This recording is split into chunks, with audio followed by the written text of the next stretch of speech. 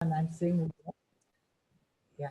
Why I'm saying that is because there are many of you who are here who are not from St. Michael's Parish. So, a warm welcome to each and every one of you to this session. Thank you for being here. It takes a lot of courage uh, to be here, to listen to something, to a session. I'm sure that you will find this session really beneficial and very, very meaningful. So we begin with a prayer and we ask God to bless us. And one of the most beautiful prayers is from Scripture, and which we will pray together. That is uh, Psalm 23. And in spite of all our sorrow and grief, we know that God is with us. He is our shepherd, and He is the one who leads us. So even as we pray this psalm, um, let us claim every promise that is mentioned here in God's word, knowing that He is there with us, that even though we walk in the valley of darkness, we shall fear no harm, for He is with us and He is leading us to the banquet that He has prepared for us. Let us sign ourselves in the name of the Father and of the Son and of the Holy Spirit. Amen. Lord is my shepherd, there is nothing I lack. In green pastures you let me graze, to safe waters you lead me. You restore my strength. You guide me along the right path for the sake of your name. Even when I walk through a dark valley, I fear no harm, for you are by my side. Your rod and staff give me courage.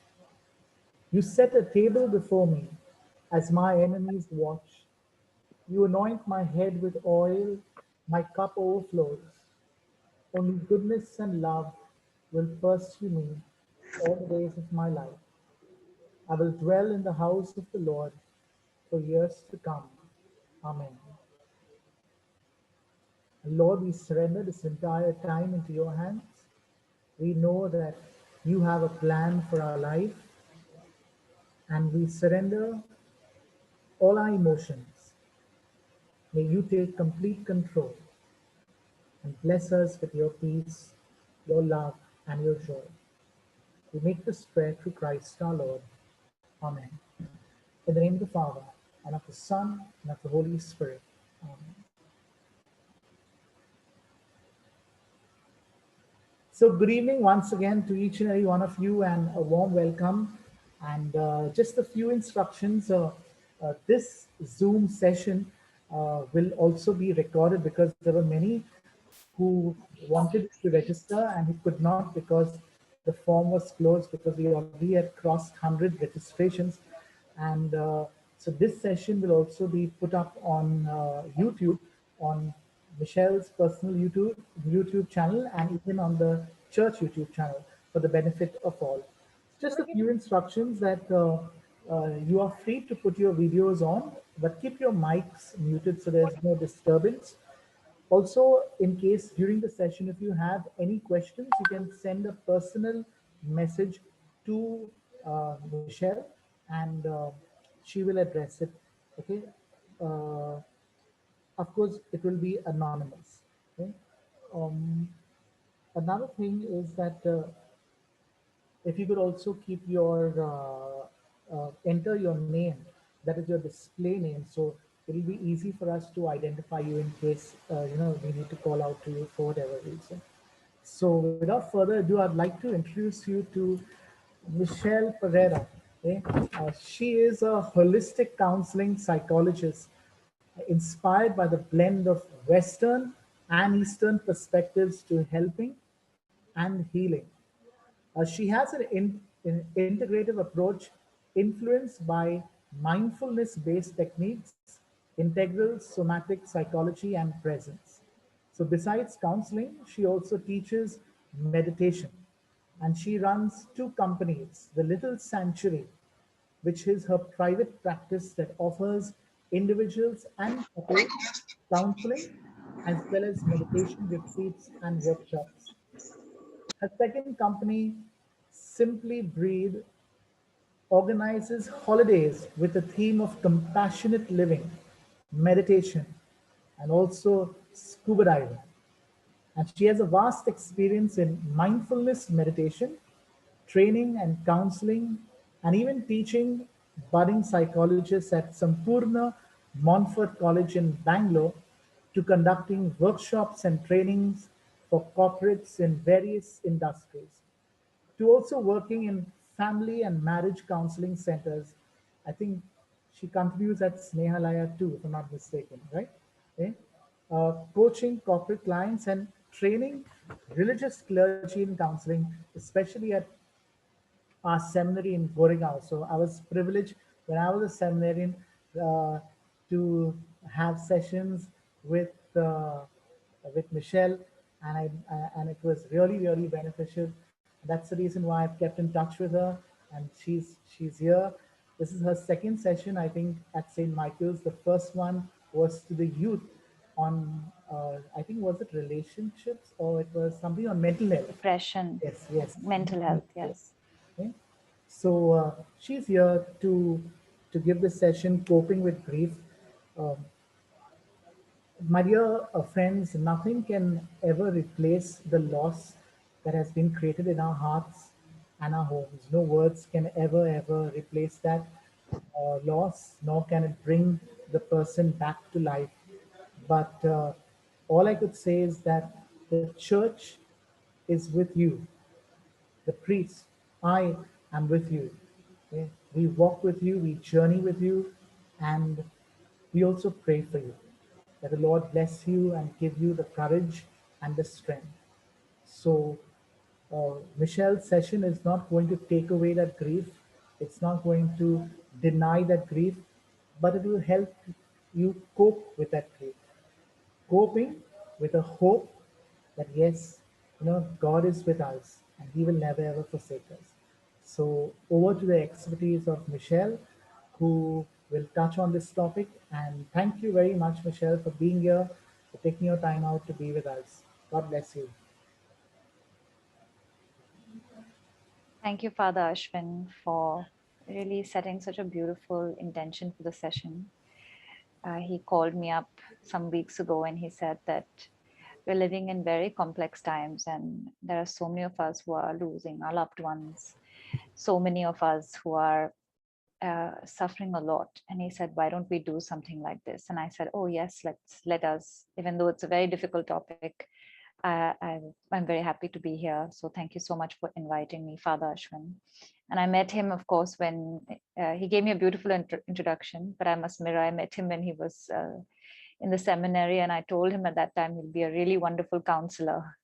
So we're lucky to have him in the field to help all of us. So thanks a lot. The session today is very special because, my father loves St. Michael's Parish. And of course, he belongs to Good Shepherd Parish in Andheri West. But every Wednesdays, without fail, for a very long time, he visits. And now, of course, in the pandemic, it's not possible. But he's been visiting, and without fail, he would pray for me. And in fact, maybe a couple of months or a year before, the pandemic hit us, he kept saying, Michelle, I've prayed for you so much in St. Michael's Church to Our Lady. So please come with me one day, one Wednesday, and let's go together so that you can also offer your Thanksgiving. And somehow or the other, every Wednesdays, I used to go to Snehalaya in Mahim. And I could never, ever make the time. Of course, that's my regret. So I'm so happy that if just because I couldn't go to the church, but at least I'm here in some way and that you all have invited me with such open arms. And this is really my father's prayers and his love. So thanks, Dad. And I know he's attending the session. He's here today. So this session is dedicated to my love for you. And it's also dedicated to the love that we have for all of our loved ones who we have lost, who we miss dearly, and who we really long for. So before I start speaking, if I may please request all of you to kindly mute yourself. Or if I may ask Malaika, please to mute anybody whose microphone is, so that the session won't be interrupted. So what Father Ashwin said was really right. In no way can we deny the grief, and in no way do we want to ever take that away. But of course, grief is definitely one of the hardest emotions. So thank you so much for taking out the time to attend the session, especially on a Sunday evening. I'm sure that there are many things in your house, in your home, and in your life that need your attention. So I'm very grateful that you could offer your presence here. It's of course not an easy topic. I'm not here to promise to heal your grief. I'm not here to give you any platitudes or any philosophies. I'm simply here to just open the doors to my therapy room, to my counseling room, and simply share postcards from this room of what has helped some of us to cope with the grief, which can be extremely difficult and extremely overwhelming. So before we start talking, just setting the tone of the session, it's going to be experiential. So there'll be some part of the session where I will share some information with you. But for some part of the session, we will also practice, because a lot of this is very experiential in nature. It's one thing to look at a chocolate cake, and it's another thing to taste it. So it's good to be able to taste these techniques, to taste these experiences. So if you can just make yourself comfortable wherever you're sitting, make sure that you're not interrupted till 6:30, so that you can really use this time to process anything that you need to process, anything that's, you've been struggling with. And let's begin with a short practice. I will teach you different kinds of ways to cope with the grief, as Father Ashwin said. It's like, suppose you are in a very choppy ocean and you're unable to handle all the riptides. Anyone who's been in water will be able to really feel that sometimes the waves can be so strong. Even when we are walking on the shore, the waves can be so strong and we can almost feel knocked about. Even sometimes when Bombay is flooded and we're walking in a flood, we can really lose our balance. And sometimes when heavy emotions come our way, that's exactly how we feel. We just really feel like we're drowning. So especially at that time, when we feel emotions that are really intense, it can really help to just take a pause and to wear like a life jacket on. Suppose hypothetically you were in the ocean, or to hold on to a float. So metaphorically, that's a float, but actually what can you do in that moment when things are just feeling too much? And we've all been to that place. Like I got a lot of questions from the form. And there was one person who wrote saying that she lost her father just shortly after Easter. And she said that everybody wants me to move on, and they are telling me that it's a part of life, but it's really dark. And sometimes I am crying every day, and sometimes I hit those really dark moments. What do I do in those dark moments when I'm feeling so consumed with my emotions? So we'll start with a little short practice to just learn how to support yourself, especially in these times. We're alone. Most of us, some of us live alone, some of us, we might have family, but we can't go and meet our friends. We can't go freely to our community like we normally would have. And we would have got a lot of solace and comfort from there. So how is it that we can support ourselves exactly where we are? So what we're going to do in this practice is simply really enjoy some support structures which God has given us, like the earth, for example. We will notice what it feels like for us to put our feet on the ground, especially when we are feeling waves of emotions and feeling very consumed. One of the best things we can do at that time, and this is a practice from most counselors, we use it, is we invite the person to just put the feet on the ground, and simply by resting your feet on the earth, it can help you feel a little bit steady. What are the qualities of earth? If you can type, then you can type into the chat. It would be nice, so I know that you're with me and I'm not talking to myself. So what are the qualities of earth? earth is solid, it's very stable, it's very secure. So by simply placing your feet on the ground, you can feel that. Sometimes just placing our hands on our parts of our body where we're feeling it. Grief is a very somatic experience. And again, you can type in the chat if you have access to the chat, is when you're really missing your loved one, or you're feeling really heartbroken, where do you feel it and where do you experience it in your body? Yeah, you can type your answer in the chat. When you're experiencing really heavy anxiety, heart area. Yeah, someone is saying the heart area. I become breathless, yeah, mind and heart. So the head becomes heavy. Absolutely. My chest constricts, my back feels heavy. So it's really an experience that we feel in our physical body. And that's why in literature, we say my legs shook when I heard the news, my legs quivered. I remember when I had a really close loved one of mine, very serious ones in the hospital, literally I could feel my legs quivering, your knees kind of buckle. A lot of us feel sadness and longing in the throat, like your throat lumps up, closes up.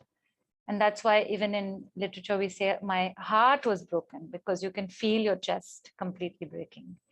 So the second way to really support yourself is simply by using the gift of your hands, simply by placing your own hands on the parts of your body where you're feeling this incredible pain. And what that does scientifically is that it soothes your nervous system.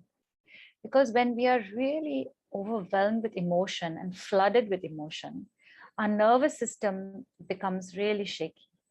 So simply by placing our hands, and that's what, imagine if a little baby is crying, what do you do when a little child is crying?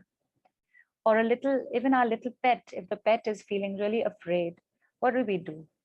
We hold the child, we rock the child, we pet the child, and that helps the child to calm down. So similarly, we must learn to meet our pain and our difficulty and our dark moments like we were meeting a child, but to meet ourselves in that moment like we are the child and we need that. So supportive touch is very, very helpful. And we will practice that as well. And of course, the third would be the breath. Sometimes when we're really crying, we've cried too much, we can start to feel very choked in our breathing. Our breathing can become very tight. So these are really small ways to support ourselves. And I'm doing it at the start of the session because it's a difficult session to sit through, no doubt. And if at any point in the session you start to feel overwhelmed or you start to feel triggered and it's becoming unbearable, use some of these coping techniques, and it'll help you to not wash away the grief, but to feel a little bit safer in what you're feeling. Okay, so let's practice. Simply just follow my guidance and just follow my voice, and let's just experience these different supportive techniques, which will help you to soothe your heart, to add a balm to your wound, and to simply give you some solace in your pain. Okay. You can keep your eyes open or closed as you wish. If any of you are feeling very distressed, then you can keep your eyes open. But if you're not very distressed, you can keep your eyes closed. Okay. Let's first start with just noticing our breath. Simply just notice how you're breathing.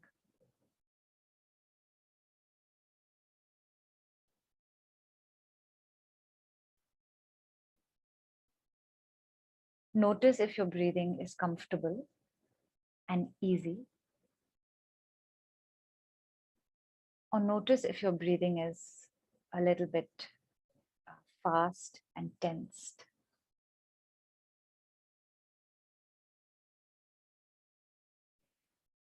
The breath and our mind are very closely connected. So the deeper the breathing, the more relaxed our state of mind is.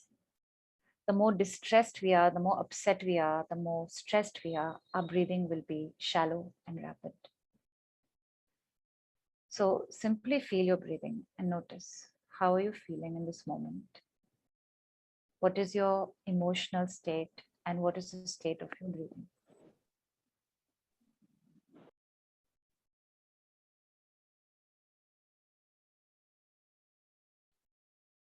And let's simply start to take slightly deeper breaths. So breathe in a little more deeply. Breathe out slowly. Breathe in deeply. Breathe out slowly.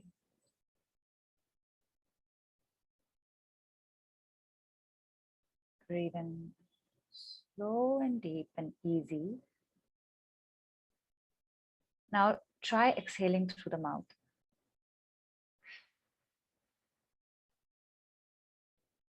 Breathe in through the nose. Breathe out through the mouth. Simply imagine now that you're breathing in the love of God through your nose. And as you exhale, release all your stress, your tension, and difficulty. Breathing in the love. And exhale all your pain. Let's do this 3 more times. Breathe in the love. Exhale and release all your pain. 2 more times. Enjoy the breath. Breathe in. Exhale.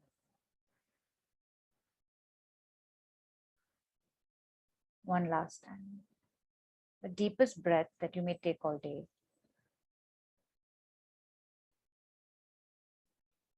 Exhale.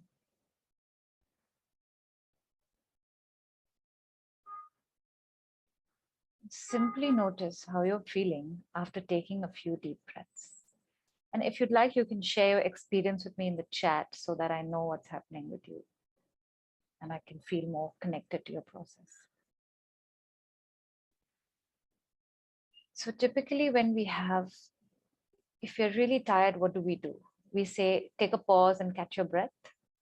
You know, if you're walking, if you're carrying a heavy bag and we just can't take it anymore, we put our foot down and we take a deep breath. So the breath is very, very powerful. It's a beautiful tool that we've got, that God's given us actually, that is with us all the time, from morning till night. People might not be with us, the breath is always with us.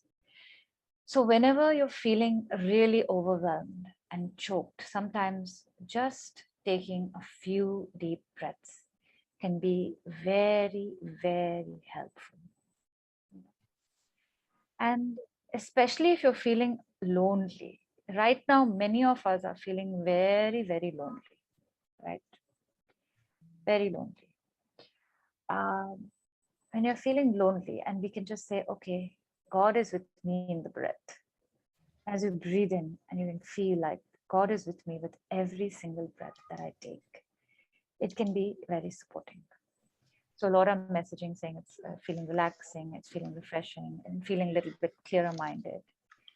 So just a few deep breaths sometimes can really help you to just come back to your center. You know, it's like putting on that oxygen mask on the plane when there's low pressure, and you put the oxygen mask, and then you get your breath back, and then you're a bit fine. So remember that the breath is with you at all times, and anytime you're too fearful, you're too worried, you're angry, you're sad, you're overwhelmed, just go to the breath. Breathe in, breathe out, release the tension, release your constrictions, and it can help. Now, the second method we'll practice is called grounding. You know, how do we ground ourselves when everything is feeling very shaky and too much? very dark moments. So let us all practice that. Yeah. Take a moment now to just notice how you're feeling in your body, in your mind, and in your heart.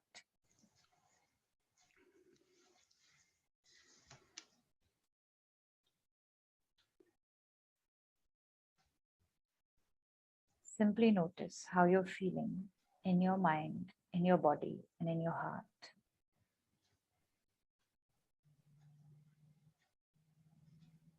And take a moment to please keep your feet on the floor. With your shoes on, with your shoes off, doesn't matter. Just keep your feet on the floor. And just for a moment, notice the steadiness of the earth underneath your feet. Beautiful earth that has been created by God to give us support and strength and courage. Take a moment to just rest in the feeling of your feet on the earth. And simply notice how that feels for you. Imagine like as if it is God's way of holding you in all the difficulties that you're carrying, giving you steadiness in the shakiness, giving you comfort in your despair. So simply allow yourself to notice, how does it feel to just make contact with the ground? What does it feel like under your feet, under your toes? And as you do that, notice what it feels like in your heart, in your mind. Does it make your mind steady, or does it make your mind unsteady? What does it do to your emotions?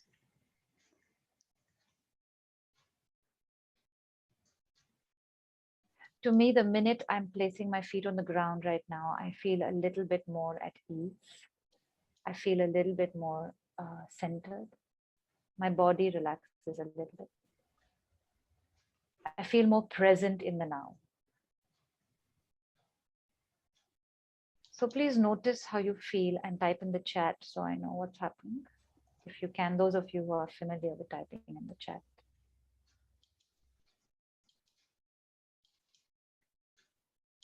And this is very helpful actually, because nowadays most of us cannot even go for a walk. Today I managed, I live in Bandra, I managed to go because the new rule says 5 a.m. to 9. And it felt so nice to just go for a walk. But very many of us can't go out anywhere. Just putting your feet on the ground can be so helpful wherever you are. So some are saying you feel grounded. Some are saying that there's more steadiness, more relaxed. It's okay. Some are feeling distracted, which is okay. You can't focus. That's fine. That can also happen. The fact that you notice that you're distracted, I think it shows that you're present. Most of the time, we don't know that we're distracted. Anybody else would like to share? You can. So remember this exercise. If at any point of time you're feeling waves and waves of emotion, or if somebody you're trying to support who's feeling a lot, you're talking to them on the phone and they're sharing about what the difficulties and how much they're suffering, and they're too overwhelmed, you can simply invite them to place their feet on the ground, and it can really help. Okay, let's do the third practice, which is just simple touch, just like how you would touch a little baby. You're going to try that with yourself. So take a moment and simply place your hand on your heart in the center of your chest, like closer to your heart, like this. And they say that when we place our hand here in this position, it helps release oxytocin from our brain, which is very healing chemical into our system. So it can activate a lot of healing in our body, a lot of love in our body, a lot of calmness in our body. So take a moment to please place your hand in the center of the chest and close your eyes. And notice how that feels.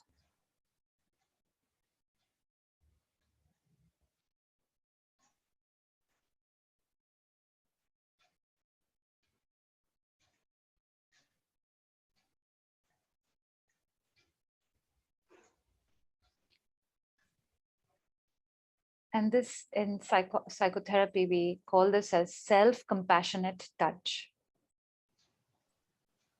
Is self-compassionate touch. To soothe ourselves, to soothe our wounding, to soothe our pain.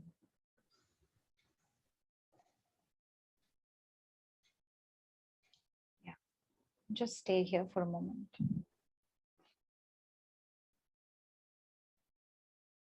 Placing the hand on your heart, noticing how it feels to support yourself in this loving way, in this compassionate way.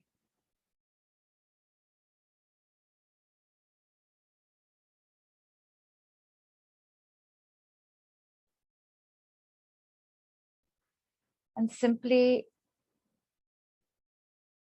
offer some words of comfort to yourself in your mind.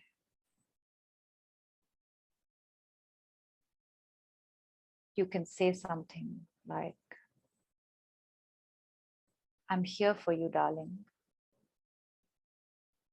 You're going to get through this. I know this is hard. Some comforting words, what you would tell maybe a child or a dear friend.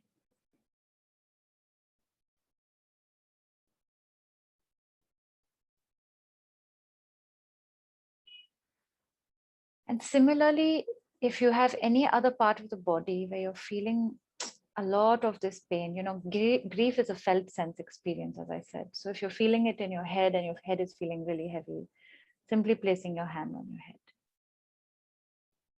Simply placing it on your throat, wherever you feel it. Okay.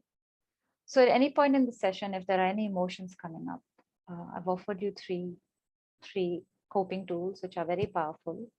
One is going to the breath, breathing deeply and slowly, knowing that life is supporting you and God is supporting you with each breath. And as you exhale, releasing all your tension and breathing in all the love.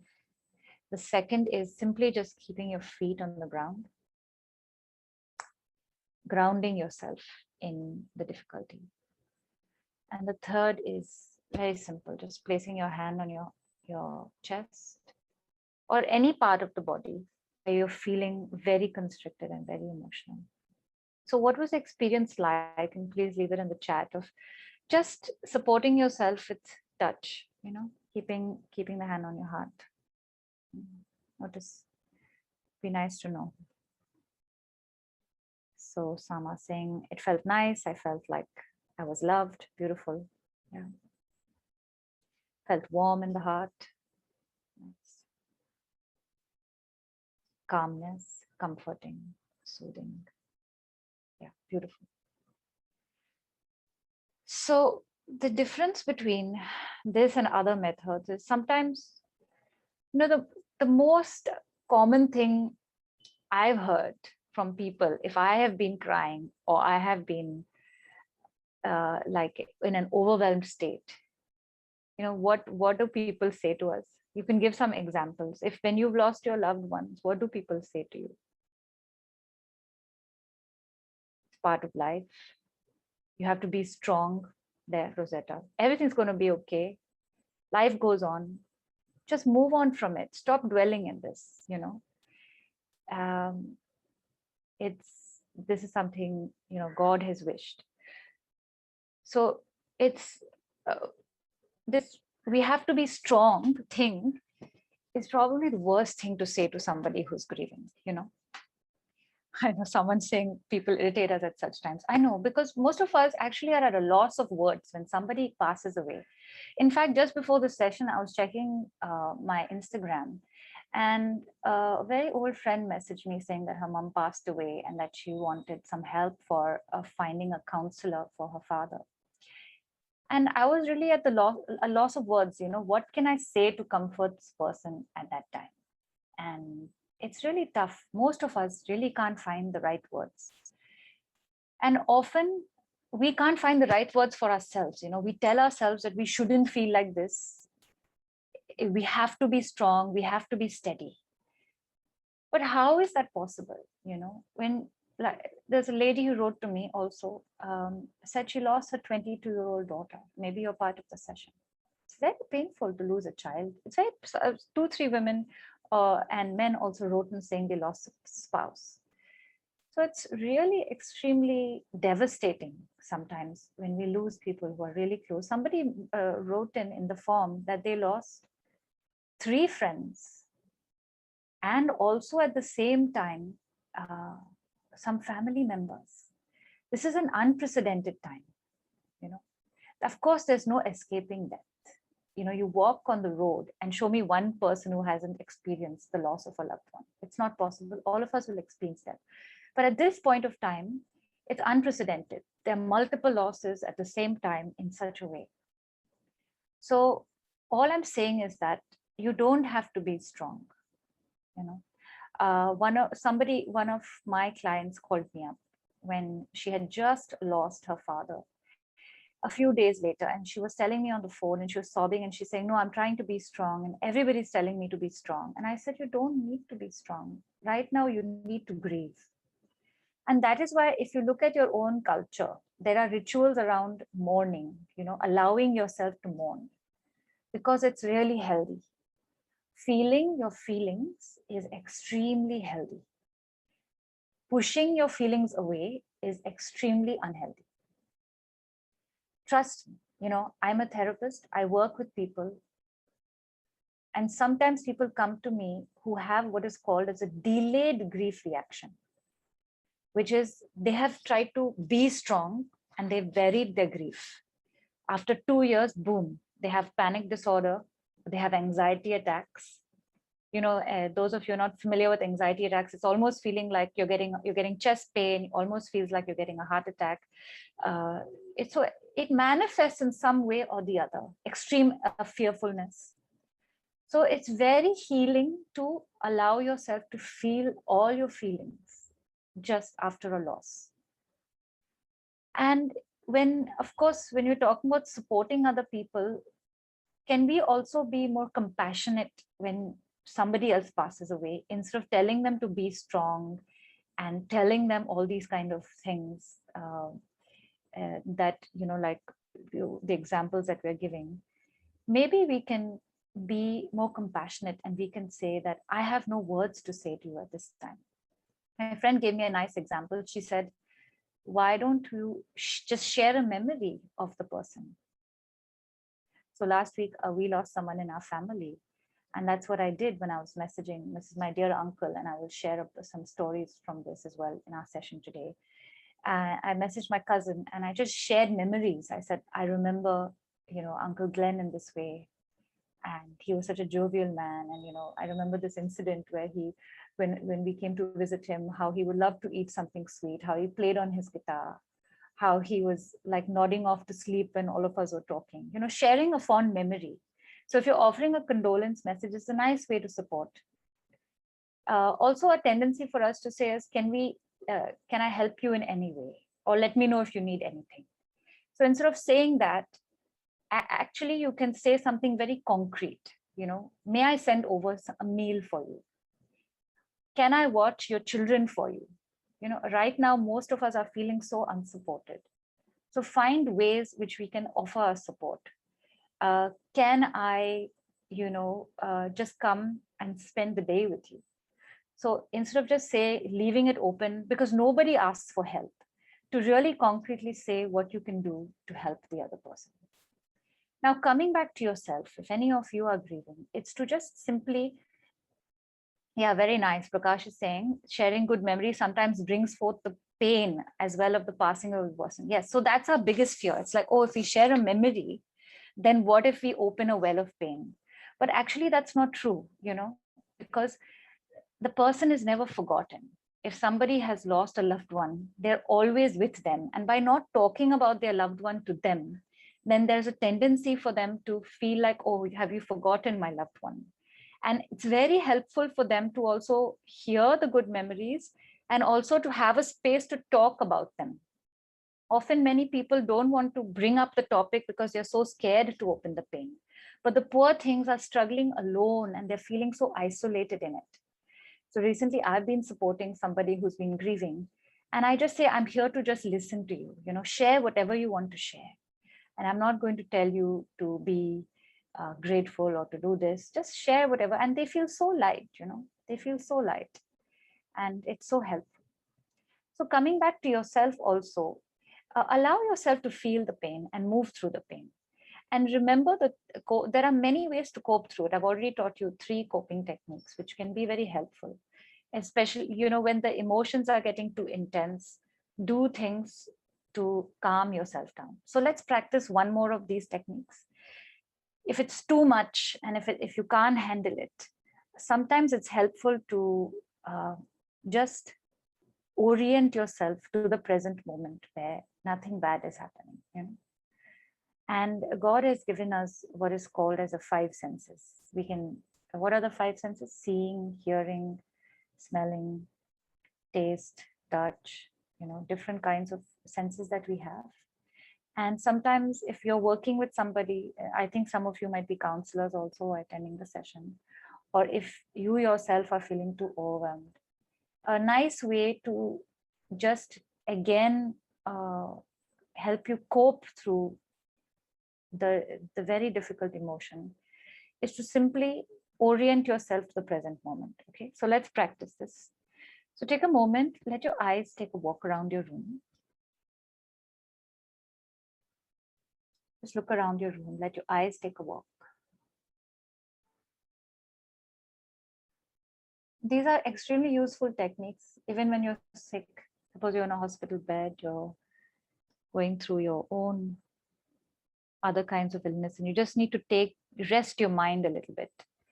So let your eyes take a walk around the room and pick one object that you are drawn to. So for me, my eyes are resting on a candle stand. So let your eyes rest on one object that you are feeling drawn to. And let your whole mind simply rest on that object.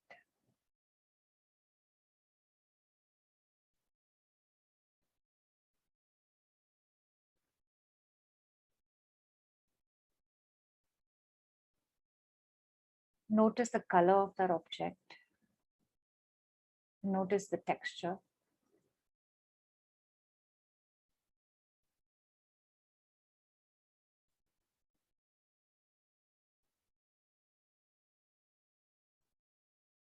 Notice the qualities that you appreciate in that object. So if I'm looking at the candle, I appreciate that it gives light.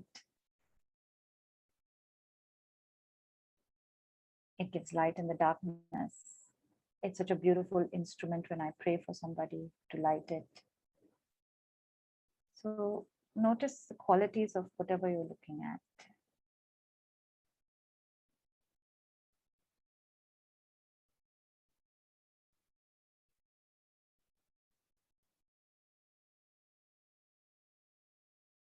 Appreciate what you're looking at. Allow your whole mind to rest just there.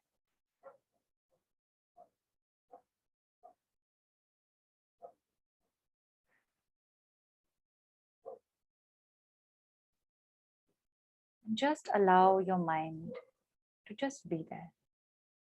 Take a break from whatever's happening inside you, whatever pain, whatever suffering. Just take a break. let your mind rest. And as you appreciate the qualities of the object that you've picked, simply notice how you feel inside.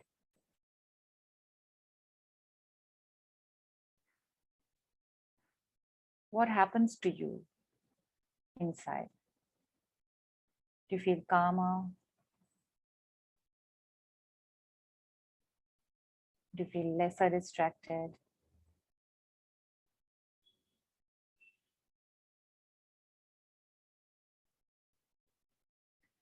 Can you notice the qualities that you're admiring in the object inside yourself?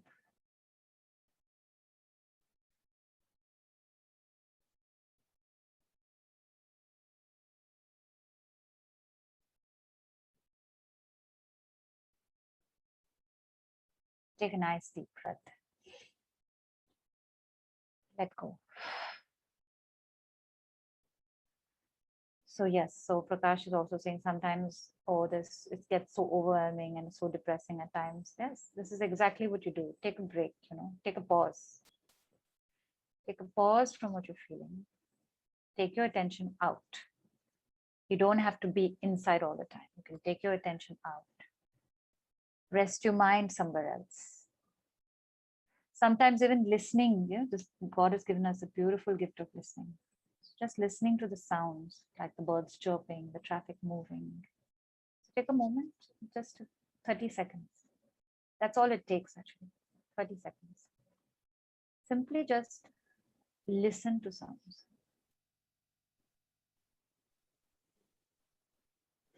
Take your mind away from whatever's happening inside you to just cooling your mind by listening to sounds.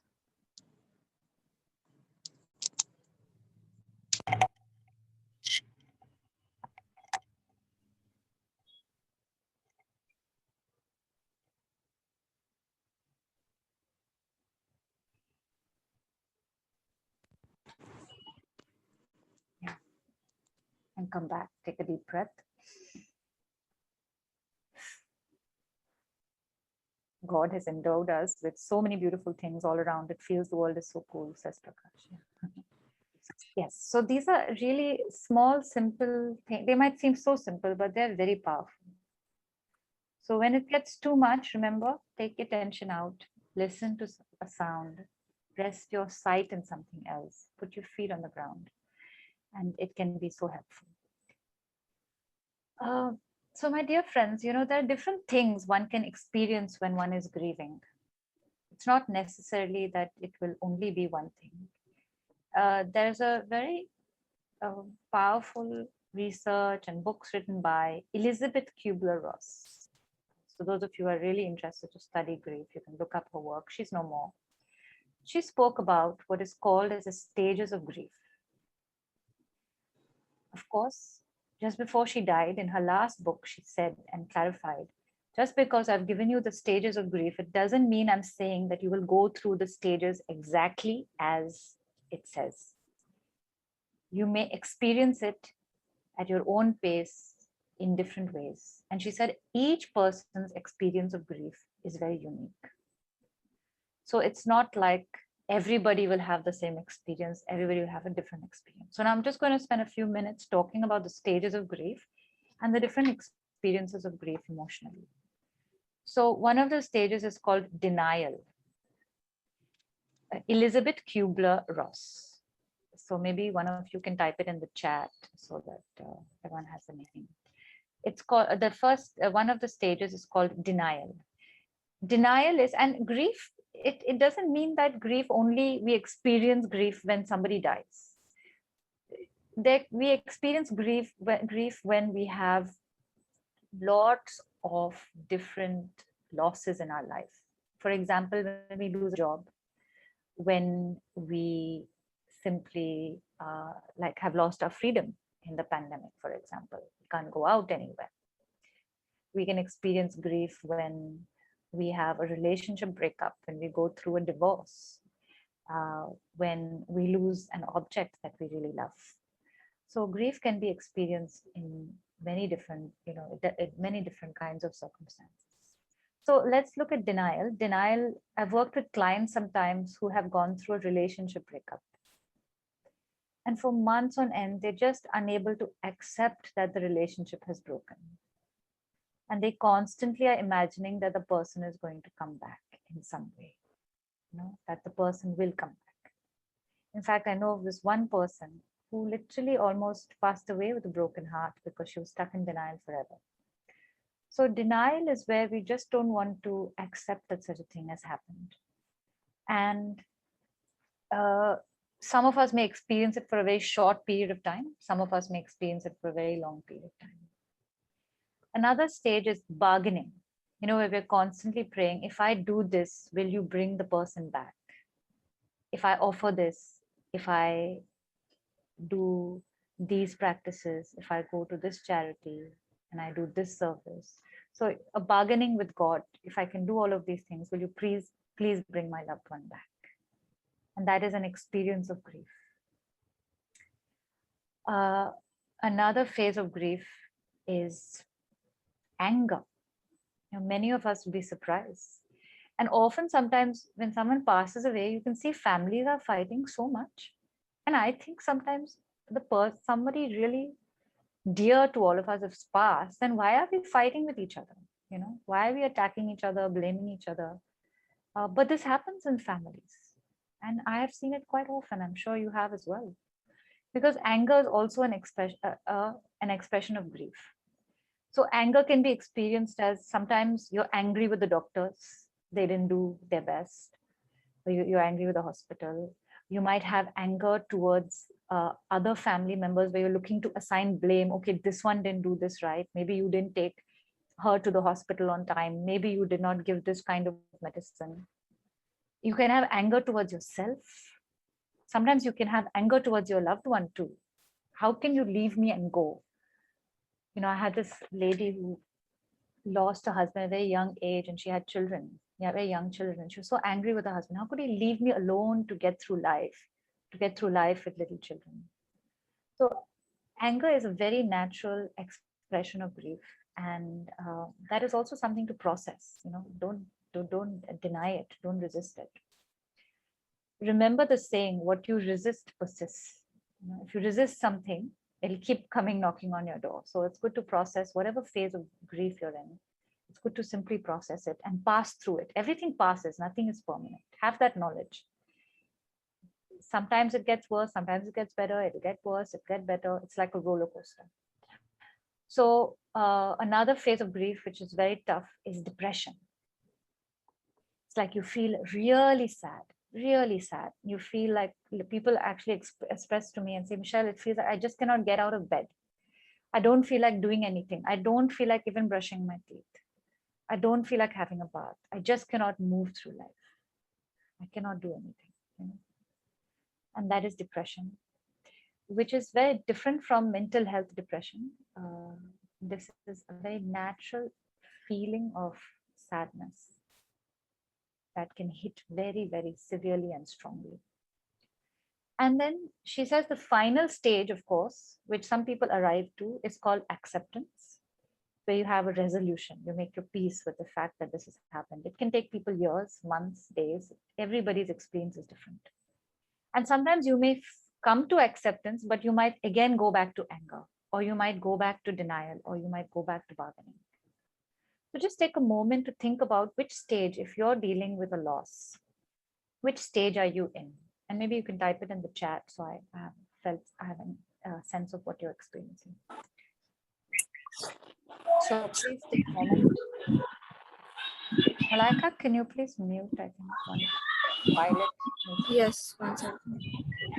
So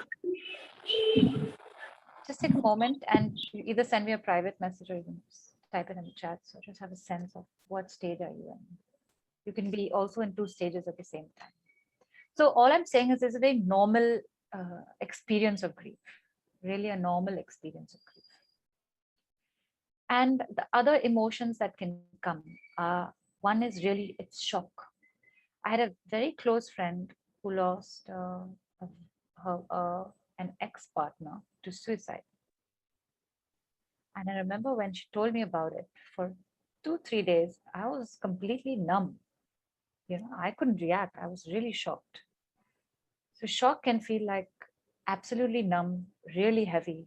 Can't believe something has gone on. So that's a lot of initial reactions to grief. Hear of some news.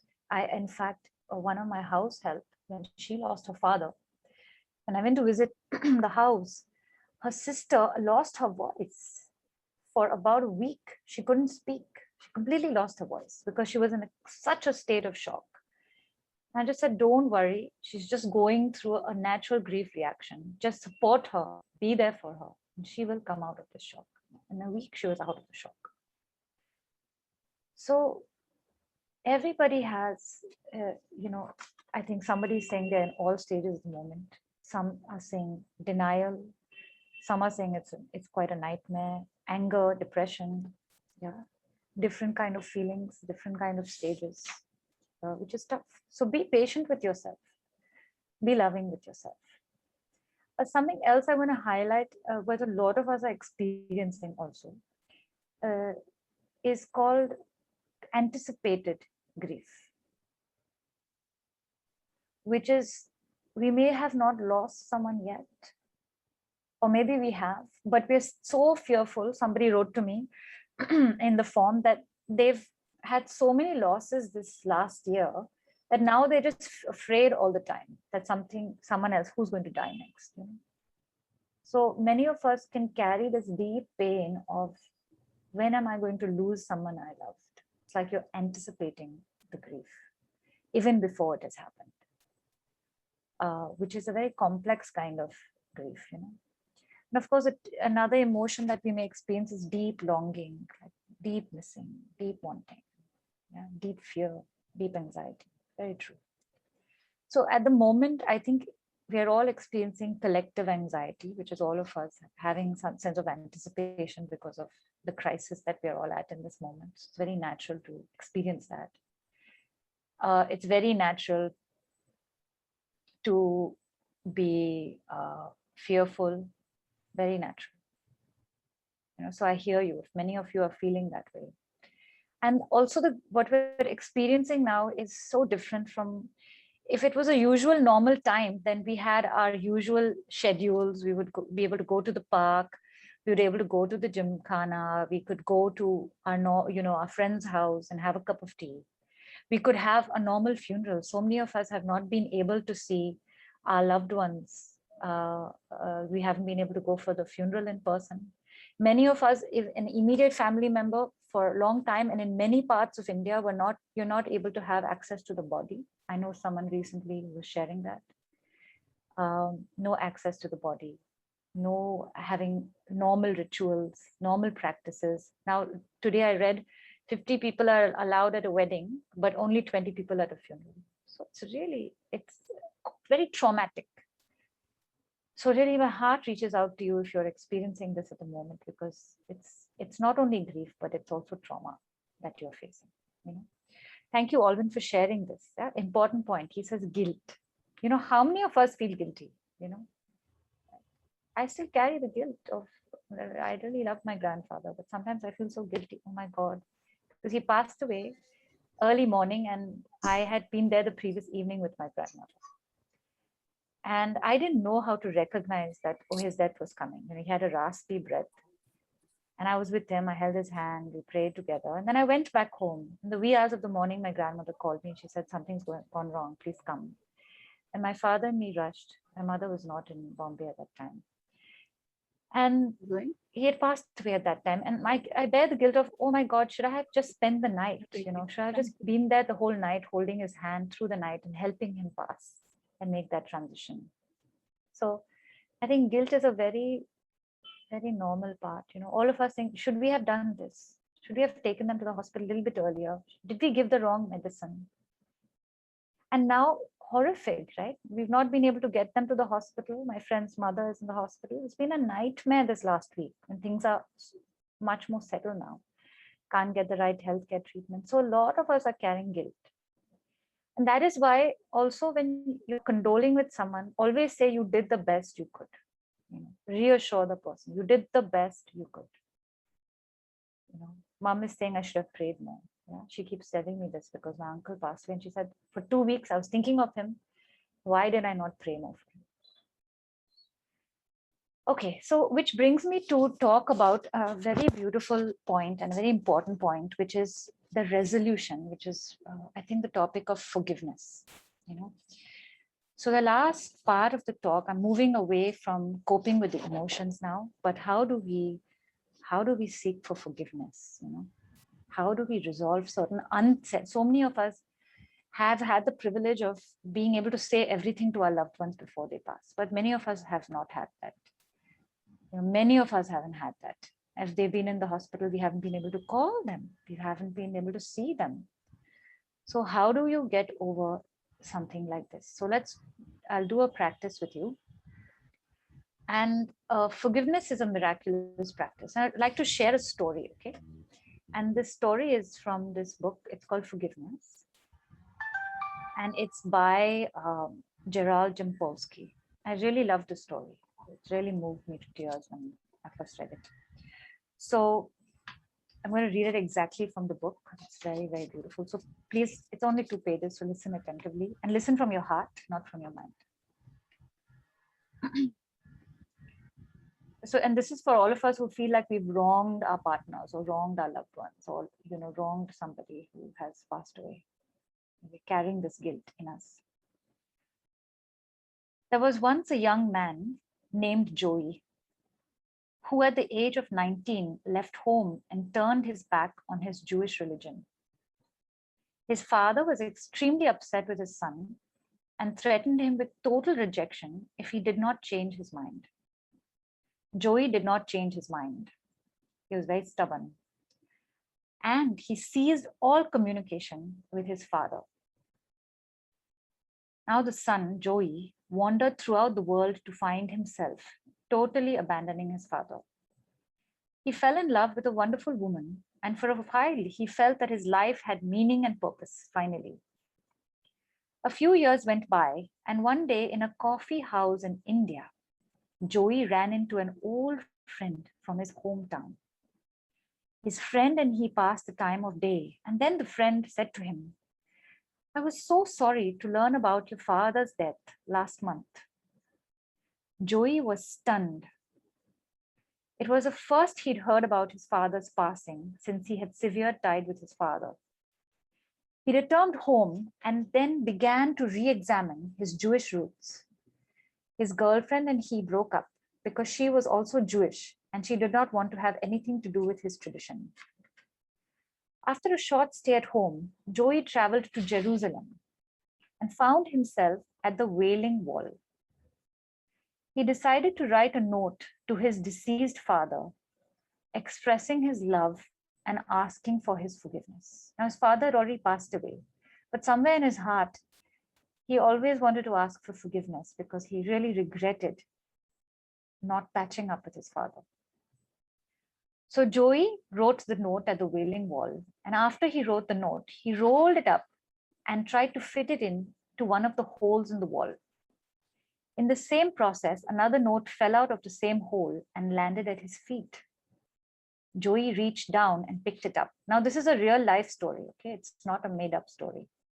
Joey reached down and picked it up. Curious, he unrolled the note. The handwriting looked familiar. He read on, and guess who the note was from?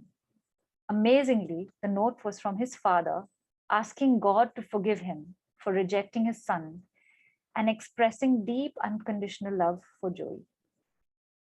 Joey was thunderstruck. How could this possibly happen?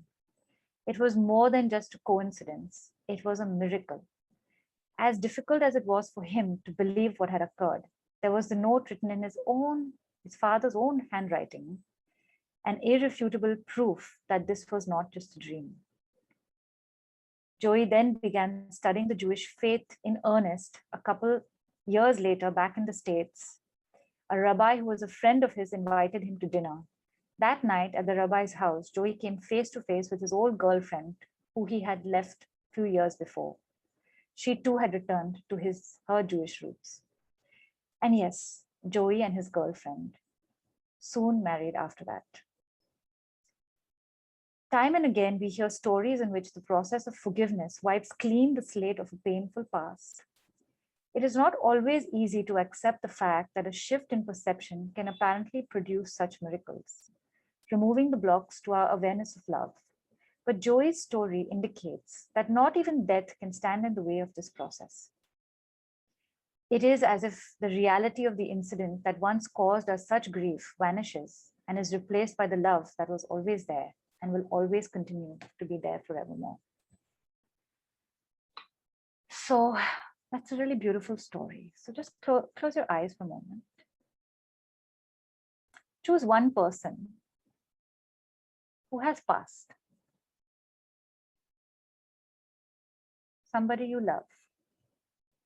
And I'm going to invite you to talk to them in your mind and in your heart to help you to resolve it. Of course, it won't get resolved in a session today, but you can do this on your own also at your own pace, wherever you are, later after the session.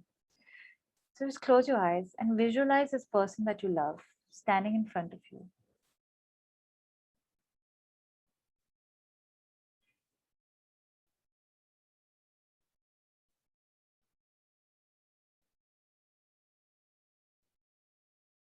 Really look into their eyes.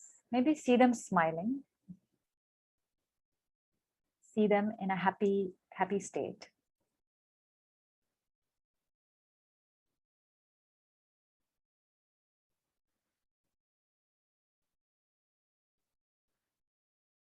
And imagine that you're holding their hands if you feel comfortable to do so.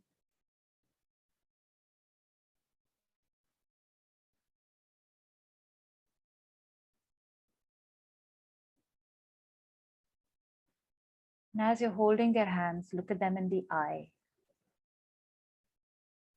You will begin to simply apologize for something that you might be wanting to apologize for that you've not had the chance to.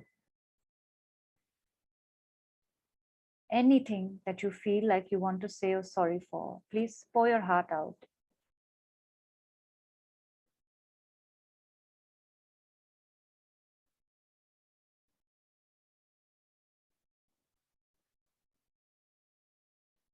And say, I'm really sorry. I'm really sorry for being unkind or for whatever it is, not being with you at the hour of your death or not taking you on time, whatever it is, whatever regret you have. Release those words, release this guilt by asking for forgiveness, saying you're sorry. And I'll be silent for a few seconds so you can complete everything that you want to say. I'm so sorry for.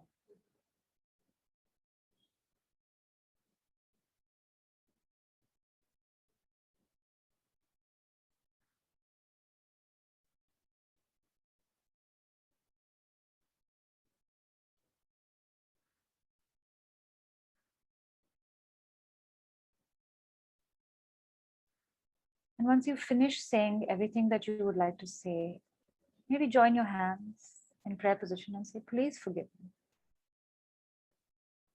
I'm really sorry. Please forgive me.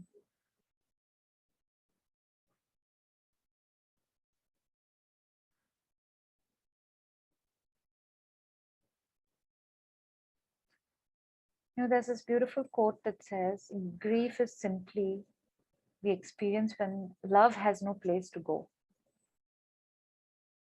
When we commit to loving somebody, we also commit to losing them in some way and experiencing this pain. So now in the next moment, in the next minute, please express your love to them. You say, I love you, so and so, or tell them what you love about them. Visualize them, express your love. And if you can even say it loudly, you can say it in your mind. You can use their name, my dearly beloved.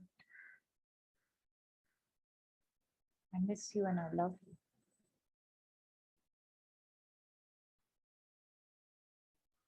Simply express all your love.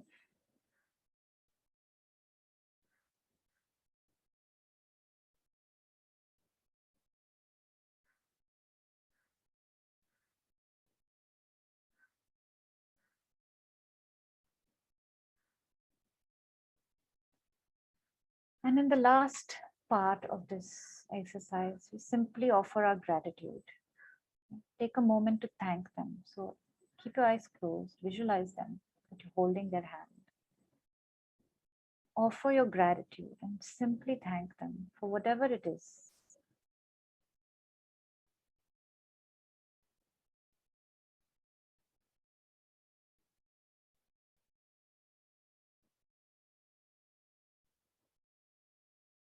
I thank you. And these 4 sentence stems are very powerful. I remember when I got married, the priest, Father Firoz, made my husband and me say these 4 sentence stems to each other. And he said, please do this for the rest of your life. And they are, I'm so sorry.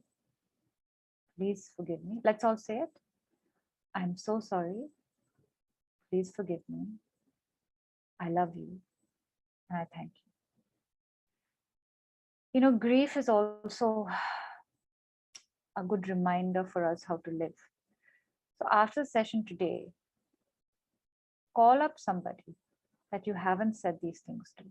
Don't leave anything unfinished, that you have the opportunity. And express your love. Yes, it's the Ho'oponopono prayer, Rosetta, that's right. The Hawaiian practice, healing practice. Express your love, express your love to someone today. Express your sorry, your forgiveness, whatever it might be.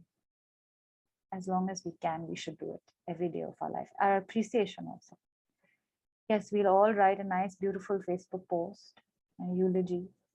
One of my friends who passed away, he made someone write his eulogy before he passed away. He said, why should I wait? I want to see what's written in my eulogy. Just so nice. So we must live in a way that we're prepared. We will also go one day. We don't know when.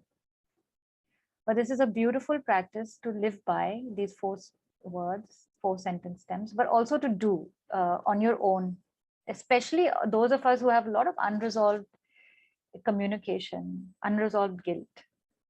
It can be so helpful. Yeah. Right now, I'm also feeling in my heart that sometimes we can experience the death of someone where we have mixed feelings towards. Maybe we've lost someone who was very abusive to us, where we had a lot of arguments and fights, and that can be very difficult.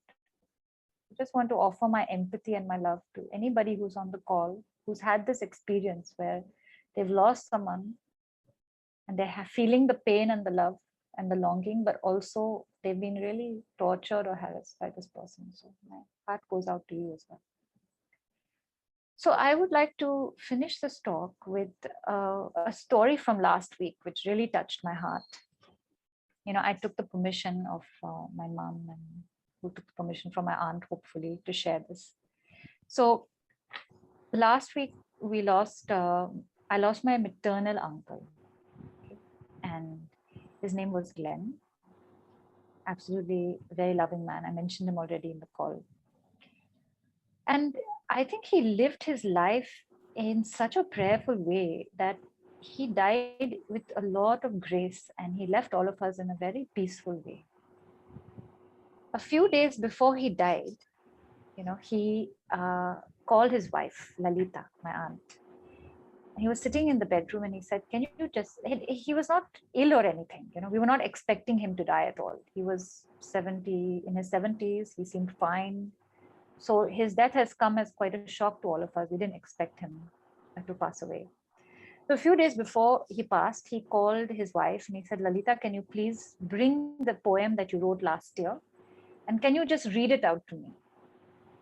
So I'm going to read this poem that my aunt had written last year. Bear with me as I pull it out from my phone.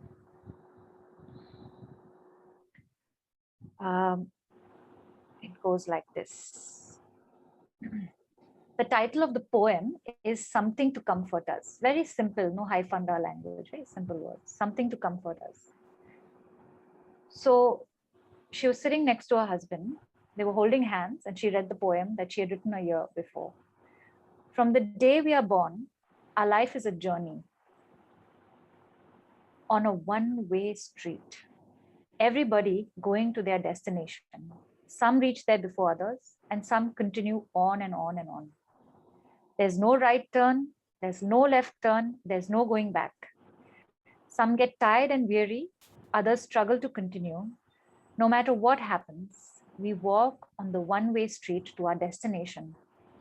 This is our life. We should stand still when we reach our destination. And then Uncle Glenn looked into Lalita's eyes and smiled, and he said, my darling, I just want to tell you that I've reached my journey's end. And she was a little taken aback, and she took it lightly. She didn't take it too seriously. And just about 3 or 4 days later, he passed away. And about 2 hours before he passed away, she said that he really gave me the biggest and the sweetest smile before he died. And his funeral was so beautiful. We attended it on Zoom because part of my family lives in South Africa. So we attended it on Zoom.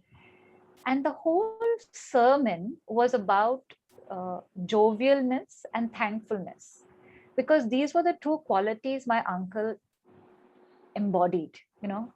Anybody who spoke to him would always leave the conversation laughing in some way. And they would always leave the conversation in some kind of gratitude, because he lived that. Those were his two important qualities. So what I'm inviting you to do is to reflect on whoever has passed away from your family or loved ones or your friend circle or someone who you've been struggling with. Think of 1 or 2 qualities of theirs that you really appreciated and that you really, really admired, and feel those qualities in your heart. Because although he passed away last week, we still feel his thankfulness. We still feel his jovialness in our hearts. And my 2 cousins, Wesley and Larry, and that's what they're saying, even though they're feeling, the heart has a capacity. So even though they're feeling his loss, they're telling me that they're also feeling his presence, which is of joy and of gratitude. So God has given us this beautiful, beautiful elastic heart, which is so big. So as much as we can hold the pain and the grief in one part of our heart, we can also hold the love and the thankfulness or their qualities in the other part of our heart. So always remember that in your mourning process, to hold both, hold the grief and the sadness or the longing and the missing or the pain, but also hold their essence that they've left behind in you. So let's last practice before we wrap up. Please close your eyes. And even though they've gone, they've left behind a legacy inside of you. Think of, when you think of them, think of a happy memory when you've seen them in their element, when you've seen them in their best. And simply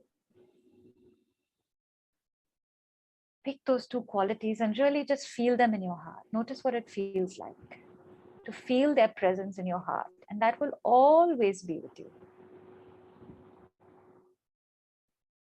Their presence will always be in your heart. No one can take that away. So just soak in this for just a few moments. And remember, you can always come back to it wherever you are. They're always in you, always in your heart. You always have access. Take comfort in feeling this, in knowing this.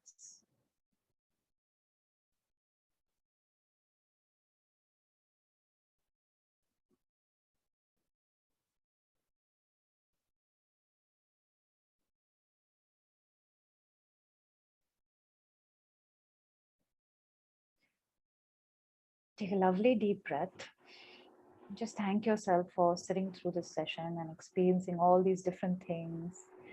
And also just share whatever qualities you're admiring about your loved one. Please share in the chat so that we know. So Father Ashwin, before we just answer the questions, I just want to read out something as I end this talk. So please share, share about your loved one and share about their qualities that you really admire in them. Share it with us. So this is a little quote that I will end the talk with. It really touched my heart. This is from a very revered monk. His name is Thich Nhat Hanh. Very beautiful books to read. He's a peace activist. He's almost on his deathbed now. And imagine he's such a revered like priest in his own like his own sect, which is Buddhism. But even he experienced the pain of loss so deeply. So that's why I love what he wrote. So I'm going to just read it out to you. He says, the day my mother died, I wrote in my journal, a serious misfortune of my life has arrived. I suffered for more than 1 year after the passing away of my mother. But one night in the highlands of Vietnam, I was sleeping in the hut in my hermitage, and I dreamt of my mother. I saw myself sitting with her, and we were having a wonderful talk. She looked young and beautiful, her hair flowing down. It was so pleasant to sit there and talk to her as if she never died. When I woke up, it was about 2 in the morning, and I felt very strongly that I had never lost my mother. The impression that my mother was still with me was very clear. I understood that the idea of having lost my mother was an idea. It was obvious to me that in that moment, my mother always lived in my heart. I opened the door and I went outside. The entire hillside was bathed in moonlight. It was a hill covered with tea plants, and my hut was set behind a temple halfway up. Walking slowly in the moonlight through the rows of tea plants, I noticed my mother was still with me. She was the moonlight caressing me as she had done so often. Very tender, very sweet, so wonderful. Each time my feet touched the ground, I knew my mother was there with me. I knew this body was just a continuation of my mother. Together, my mother and I were leaving footprints in the damp soil. From that moment on, the idea that I had lost my mother no longer existed. All I had to do was look at the palm of my hand, feel the breeze on my face, or feel the earth underneath my feet to remember that my mother was always with me, always available to me, always in my heart. So thank you so much for your kind attention. And hope this was meaningful in some way for you. So Father Ashwin, should I just answer some of the questions? Sure, Ms. Erika. So if you have any questions, you can leave them in the chat. There's a lot that's come up in the chat, so please forgive me if I miss anybody's questions.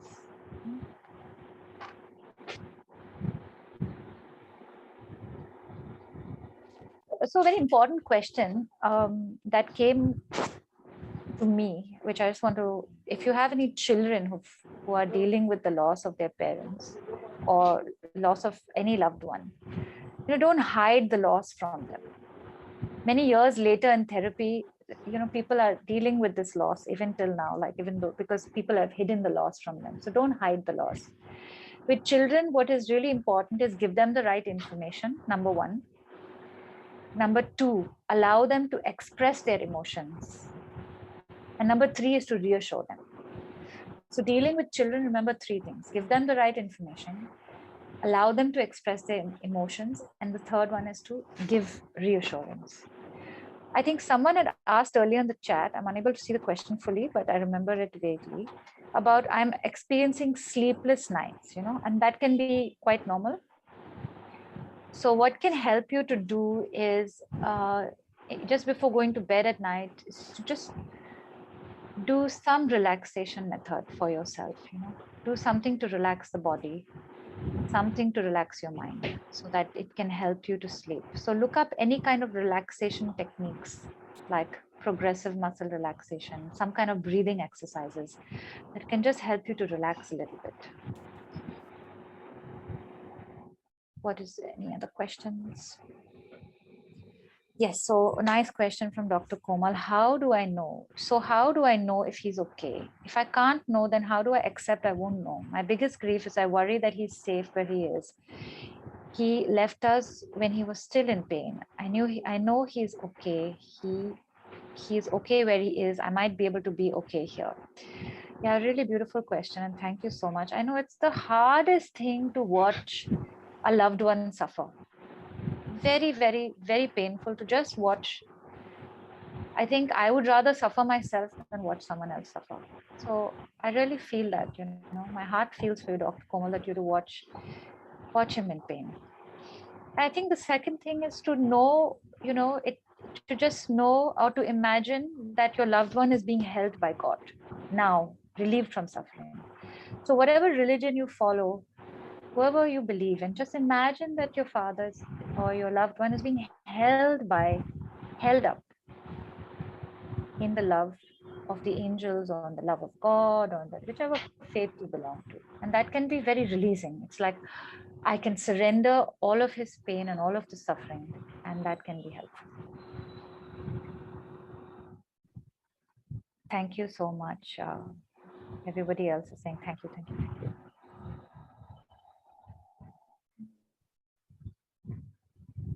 Yeah, 2 or 3 people are asking about any follow-up session. I don't know, Father Ashwin, you have to answer that. Let's see if we can do one, because somebody else also, many people actually wanted to register. We had 140 registrations, which we had to close. And there were many people, especially from Delhi, who wanted to attend it, even though they're not from Bombay, because it's been unprecedented loss. So let's see if maybe we'll be able to do this again. It will be nice. Someone has offered a blessing that everyone should feel peace in any discomfort or so-called suffering. Thank you for that blessing.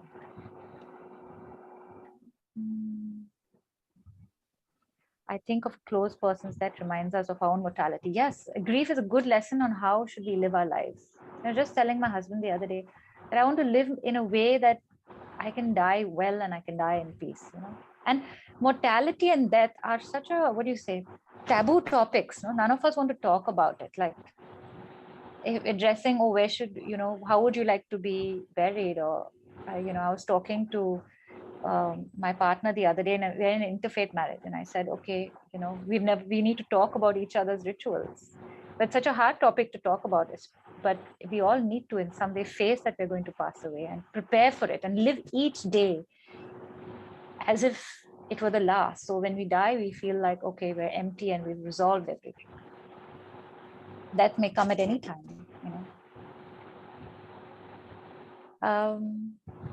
Let me just take one more question. No one's asking. I think everyone feels very complete, but I will take one from the, bear with me for just 1 minute. I will take one from the emails that we received.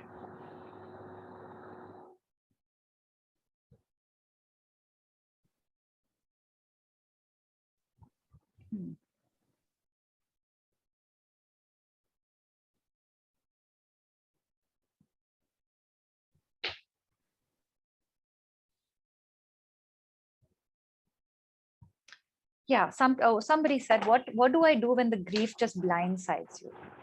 So it's important that whatever we did today, and I'm just reminding you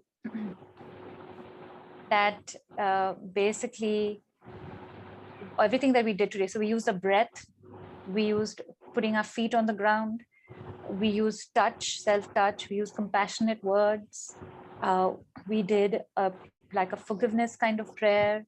We did about 4 or 5 things to help you cope with the grief.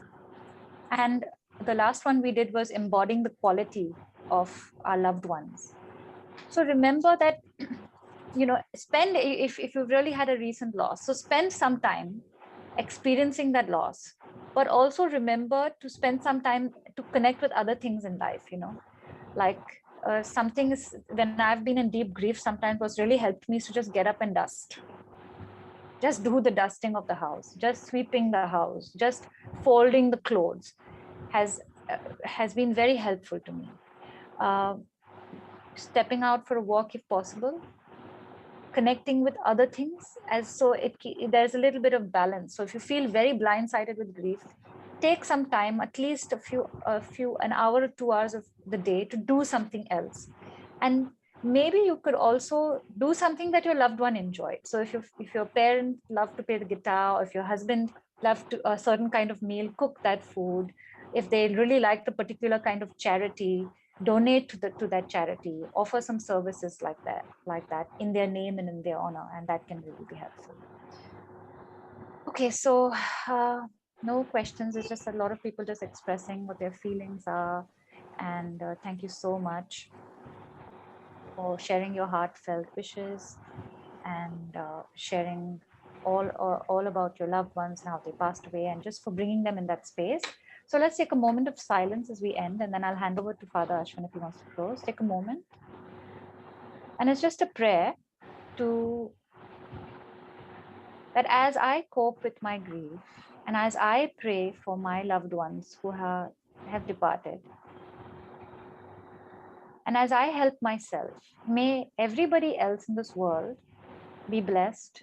Whoever has lost somebody, whoever's suffering just like me, may they also be benefited. May they also be blessed. Just bless yourself.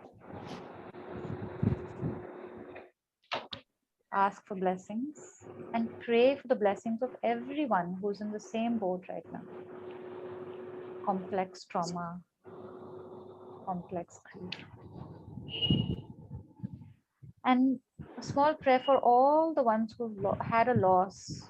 They've not been able to share with anybody, like a miscarriage, loss of a pet, maybe a relationship they couldn't tell anybody about. It's a prayer for anybody who's lonely and struggling.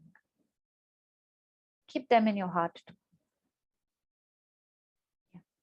Thank you, Father Ashwin, for inviting us. Hand it over to you. Thank you very much, Michelle. Am I audible? Yes, very clearly. Thank you very much also for all of you for being here. In fact, uh, I have sat through this entire session and I found it so useful. It brought back memories of the grief which I have gone through in my own life.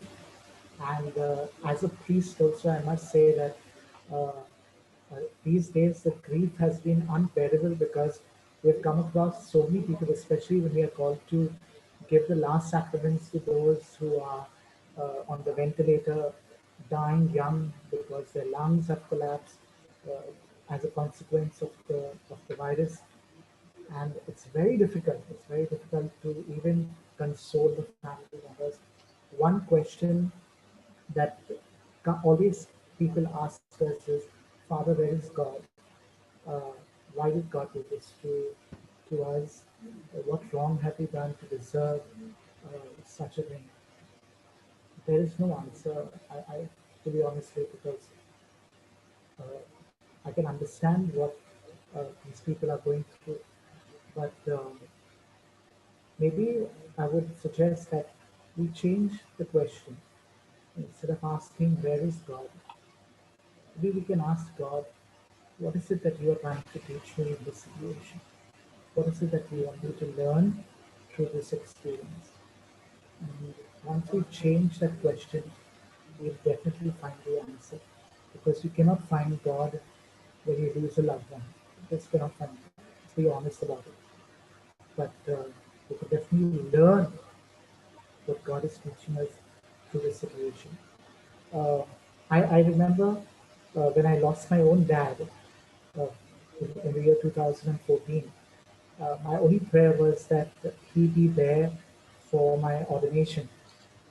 And when he died, it was the biggest shocker for me. It shattered my faith completely. And I was saying, Lord, why did you do this? You know, uh, how could you do this? I'm there to serve you, and you have taken someone who has been so close to me and who has encouraged me all through my journey. But let me tell you, my dear friends, that yes, I still miss the presence of my mom and my dad. Both are not there. But I also feel their presence, as Michelle said. You know, each time I celebrate Mass, I know that they are there. And I think the thought that comforts me, it's like, when you are bidding farewell to a loved one at the airport, okay, and you are at the departure gate over there, and everyone is sad, and you too are sad, but you know that they are going somewhere and they are there, they live on. We carry and we cherish such beautiful memories, and they also are thinking about us because they love us so much and they are blessing us. So even though we may try to build up an analogy like this, it will never be sufficient enough, because I truly believe, and our faith professes, that our loved ones are not away from us so far that we cannot reach out to them, but they are very much with us. We are limited by our five senses, but they are beyond space and time now. And that's one thing that we can always carry with us, even after death, is our relationships. We cannot carry money, we cannot carry property, we cannot carry any kind of assets or material things. But we will carry our relationships and the memories. And I can feel my dad and my mom both blessing me. I can feel their presence. Each time I feel low, I can see them praying for me, and that's the reason why I'm here today. And the peace that I am is I owe it to them. And I'm sure it is the same for your loved ones too. Okay? Because this is what we believe, this is what we profess, that death is not the end, but only a beginning of a new life. And Jesus has risen from the dead, and therefore he is victorious even over death. So thank you so much, Michelle, for that beautiful input, and also for a therapeutic process which uh, we will put into practice, and I will do that also, definitely.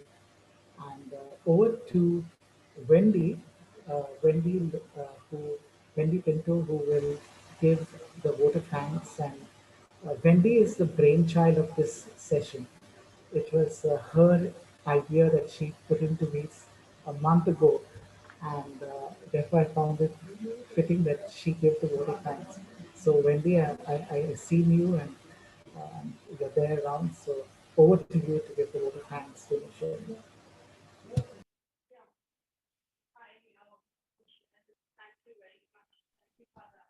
Wendy, we can't hear you, huh? Hello. Yes, now I Yeah. can hear you. Yeah. Thank you. No, thank you very much, Father Ashwin and Michelle, for the session. My husband passed away.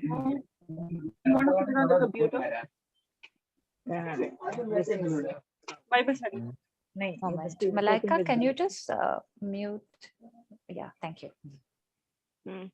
My husband passed away a couple of years ago, and so I know what it's been, to go through grief and the different stages. And so, because I too went through that, and I realized now during this pandemic, there were so many people, there were so many children and families going through this with no one to, what do you call it, support them. And, they didn't know how to deal with the grief and the stress, I don't know whether you'd call it stress of losing someone suddenly. Wendy, you got muted. Yeah. Hello. So oh god, Can hear you now. yeah.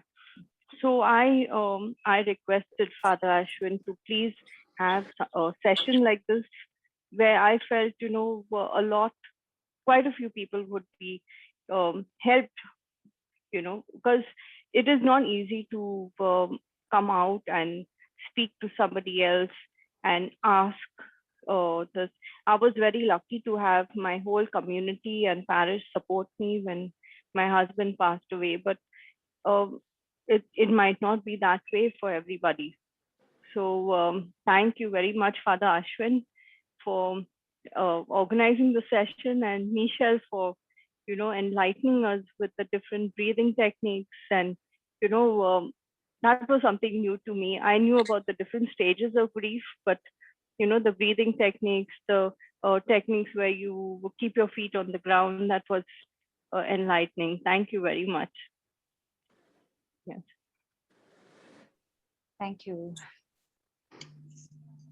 Hello, Michelle. Yes. I am. I have lost my daughter who has your name, Michelle Pereira. Oh, Yes, and when I read this, I thought my Michelle will be talking through you. I lost her a month back. A month back, we have lost her. She's just 38 and she's left three little children. One is a newborn. We are grieved. We are grieved, Michelle.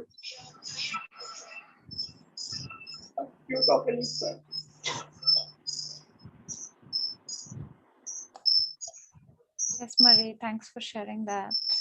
I can really feel the pain, not only your Thank pain, but also the pain of the family and the children. And I will hold Thank you. you and your family in my heart. Yeah.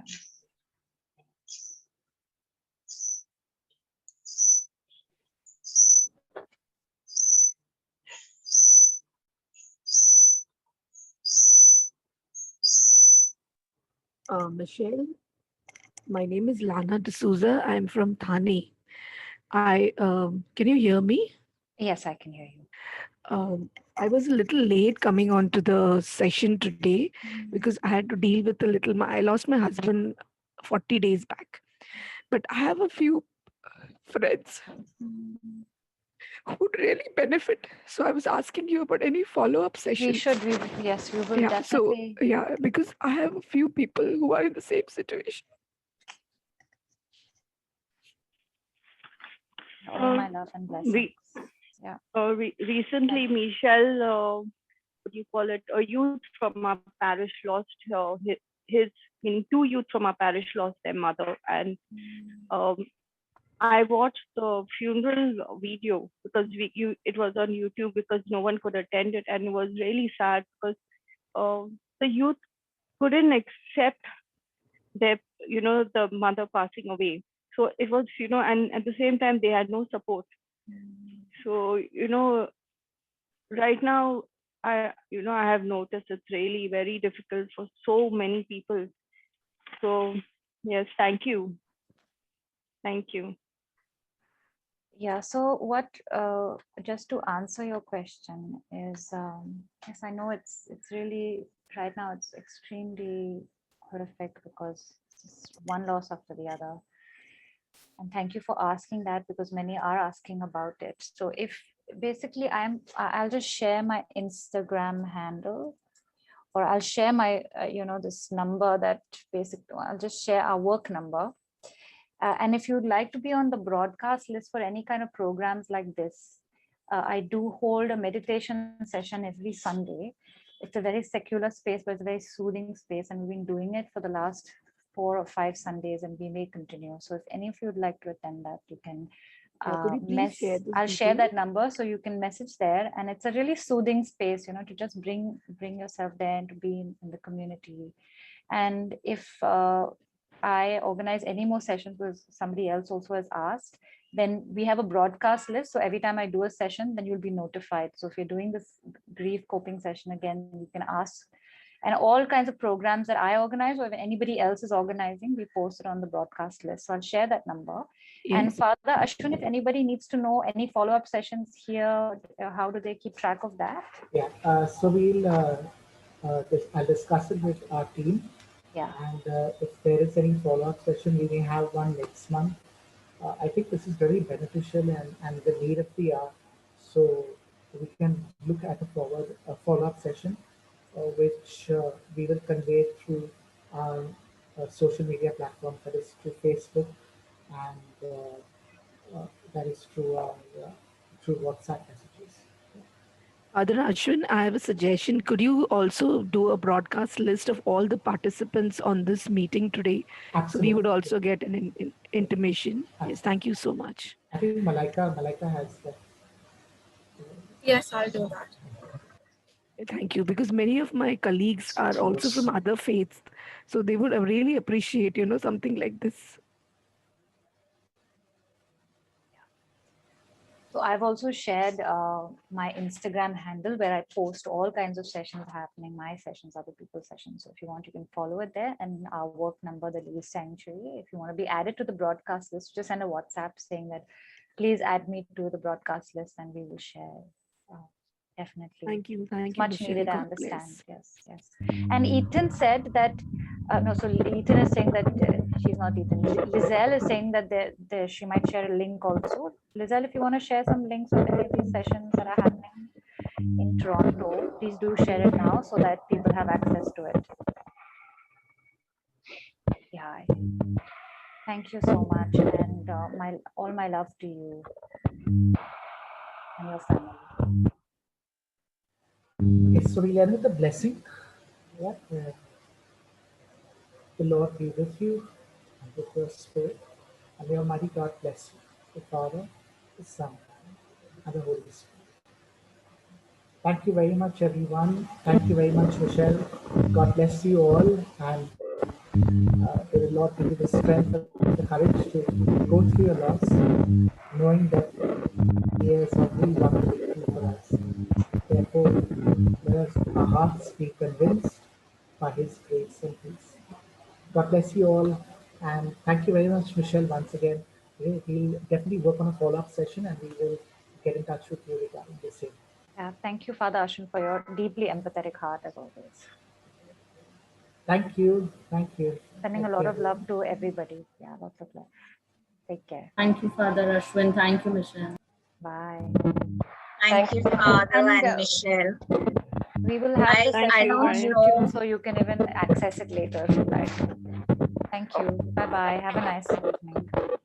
Michelle, I don't know how much this would help others, but when my mom passed away, I hung on to all her little notes and cards. And so I decided that I'll write love letters to my husband and both my children and my son-in-law, and put it in a sealed envelope with my will, so that when I'm no more, they'll like to read what I wanted to say to them, how much I love them, and all the things that we shared. So if anybody wants to follow that, I think I thought it was a good idea. Of course it is. Such a beautiful And my children idea. always worry me and they say, show us the letter, show us the letter. One is married, of course. And then I say, no, you will only see it when I'm no more.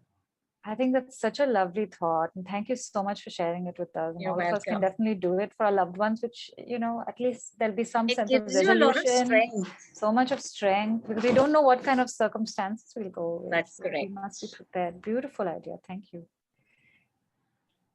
I can see my Aunt Terry from Goa. Hi, Auntie Terry. Michelle, I would like to tell, I hope I'm not taking some time. No, but how if anybody I wants to coped- leave, can leave. Yeah, I'll but stay how back. I coped when my mother died. Please do share, Nirmala. Yes, I was very, very close to her, and she died of cancer, and she died right in my arms. And 1 year, I was with the thought that she's slipping from my arms. She's slipping from every night. I could feel as though she's slipping from my arms. And then I started meditation. And while I was in the meditative process, I literally felt Jesus showing me that why are you so sad? So I told him, you have taken my mother away. And he said, if I show you where she is, will you be happy? He said, first you show me. And then one big gate opened, and right in front was my mother and my nephew, who also had died very young. And they were doing things in the garden and very happy. And they didn't even know I was standing there. And I looked at them and told them that Mummy. So she looked at me, she said, why have you come here? So I said, I'm so worried about you. Every day I don't get sleep. So she said, we are all very happy here. There is no pain. There is nothing.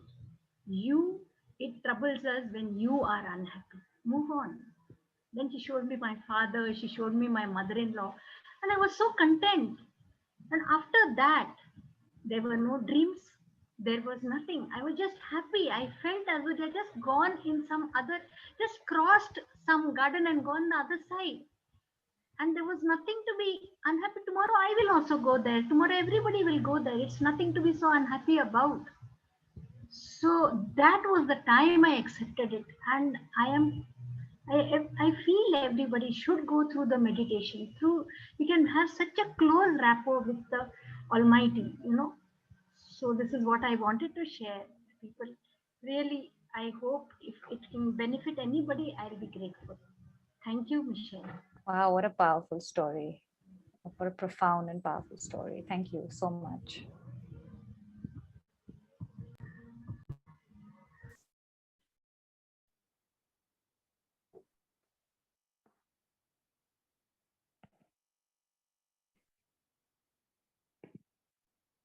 All right. Shall we say good night? Thank you, Michelle. Hi, Auntie Thank Terry. So you. nice Thank to you. see you. Love Thank you, Michelle. Love you, Thank you Auntie very Terry. much. It was very Yes. lovely. Thank you. It was nice to see you, Auntie Terry, and also nice to see Nikita. Auntie Terry is my dearest aunt from Goa. Oh my, very loving niece. It was really eye-opener. Love you. Love you. Thank you very much, everyone. Bye. God bless you all. God bless you. Okay. Bye. Malika, you may enter the meeting. Thank you. Bye. Thank you. Good night.